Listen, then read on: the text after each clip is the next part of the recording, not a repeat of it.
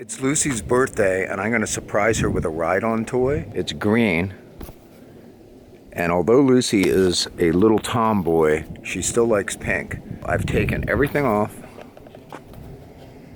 all the green parts. I'm almost have it all off, and I'm going to paint it with this pink paint.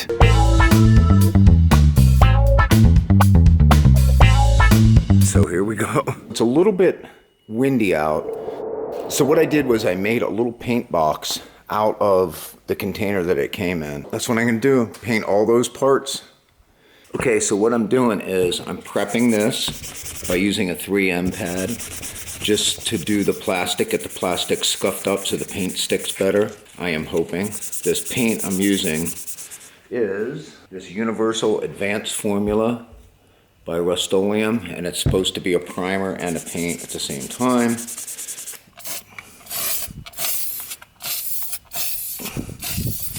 Just some nice even coats, and I'm going to keep prepping my plastic parts. So far, it's turning out pretty good. I don't know how well it will last.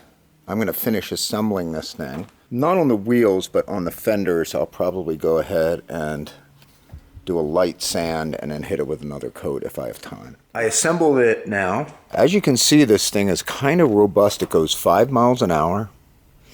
And it's got real shocks on it, because if you see where I live, and you see my quad, and if you saw Jude's, you would know that that's, you know, that we have to have something that's pretty robust. Here's all the parts to the ATV that I painted pink. And it's not dry yet, so it's going to take a little bit, but we're charging the battery. Got the battery on charge over here. All right, guys, for a really, really fast job, I think I did a pretty good job. The only thing we have to do now is get pink handle grips